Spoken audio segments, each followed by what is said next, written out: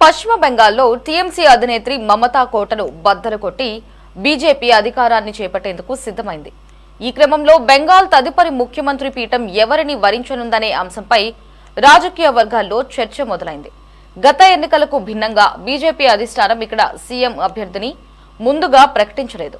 దీంతో పాలనా పగ్గాలు చేపట్టే సామర్థ్యం ఉన్న పలువురు కీలక నాయకుల పేర్లు తెరపైకొస్తున్నాయి.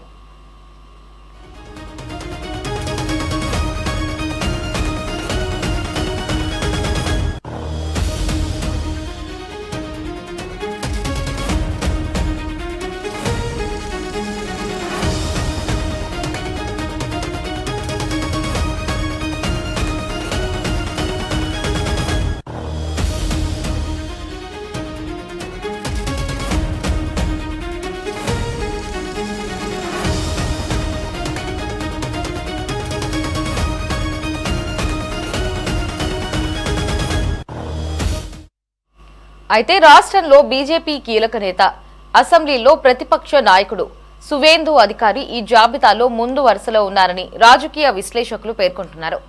సువేందు ఒకప్పుడు తృణమూల్ కాంగ్రెస్ లో మమతా బెనర్జీకి అత్యంత సన్నిహితుడిగా మెలిగారు. టీఎంసీ బలోపేతానికి కృషి చేయడంతో పాటు పార్టీలో రెండో శక్తివంతమైన నేతగా ఎదిగారు. టీఎంసీలో అంతర్గత విభేదాల కారణంగా 2021 అసెంబ్లీ ఎన్నికలకు ముందు ఆయన బీజేపీలో చేరడం రాష్ట్ర రాజకీయాల్లో పెను సంచలనం సృష్టించింది.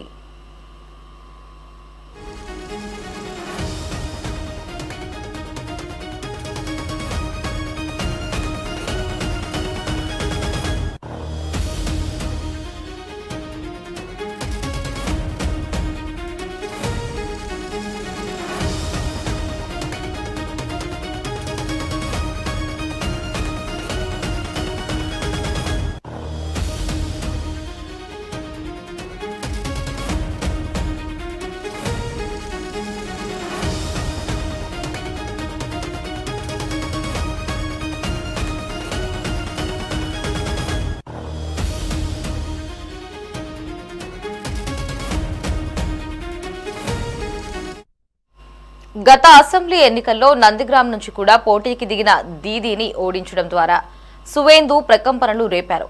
ఆ తర్వాత ఆయన అసెంబ్లీలో విపక్ష నేతగా ఎన్నికయ్యారు.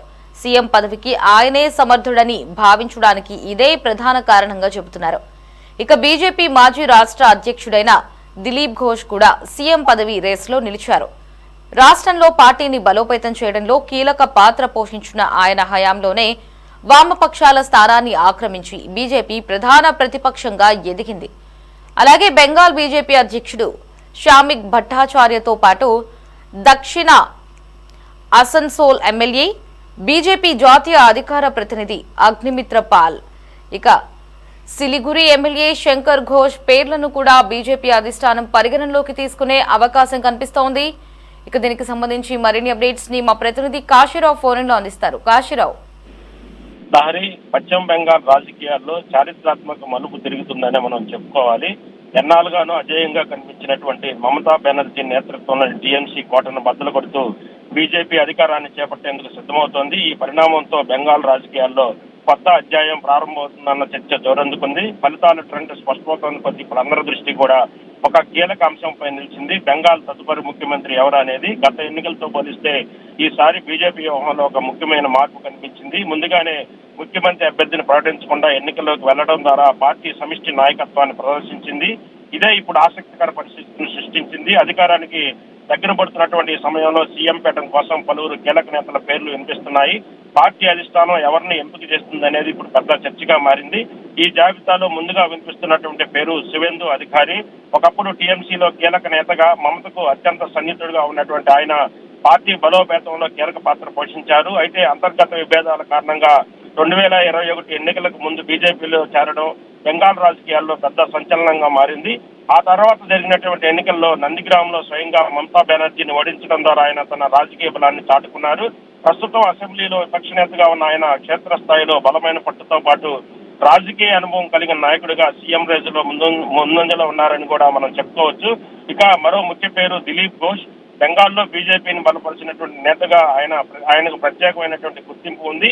ఆయన రాష్ట్ర అధ్యక్షుడిగా ఉన్న సమయంలోనే బీజేపీ వామపక్షాల స్థానాన్ని ఆక్రమించి ప్రధాన ప్రతిపక్షంగా ఎదిగింది. పార్టీ నిర్మాణాన్ని బలోపేతం చేయడంలో ఆయన చేసినటువంటి కృషి కారణంగా సీఎం రేస్ లో ఆయన పేరు కూడా బలంగా వినిపిస్తుంది. అలాగే ప్రస్తుత రాష్ట్ర బీజేపీ అధ్యక్షుడు షామిక్ భట్టాచార్య పేరు కూడా పరిశీలనలో ఉంది. పార్టీ వ్యవహారాలను సమన్వయం చేయడంలో ఆయన పాత్ర కీలకమనే చెప్పుకోవాలి. అదే సమయంలో యువనాయకత్వానికి ప్రాధాన్యత ఇవ్వాలన్న ఆలోచనతో అగ్నిమిత్ర పాల్ వంటి నేతల పేర్లు కూడా వినిపిస్తున్నాయి. ఆమె దక్షిణాసన్ పోల్ ఎమ్మెల్యేగా ఉండటంతో పాటు జాతీయ స్థాయిలో కూడా గుర్తింపు పొందారు.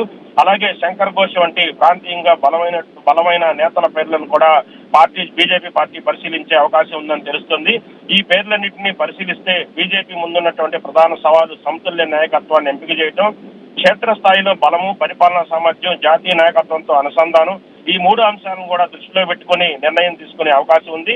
అంతేకాదు బెంగాల్లో బీజేపీ మొదటిసారి అధికారంలోకి వచ్చిన సందర్భంలో అన్ని వర్గాలను కలుపుకొని వెళ్ళగలిగే నాయకులను కూడా ఎంపిక చేయడం మనం అత్యంత కీలకంగా చెప్పుకోవాలి.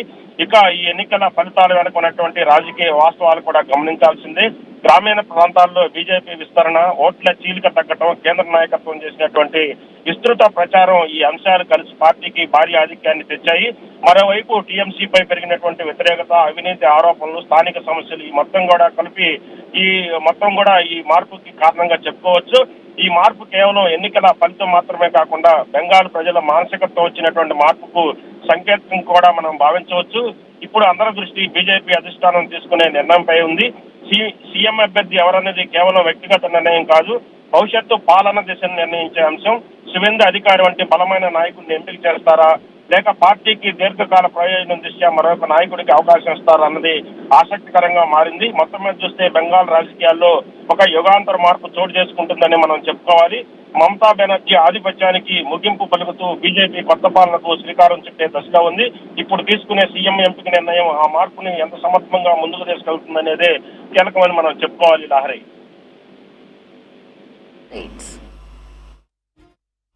Right Kasirao, thanks for the updates.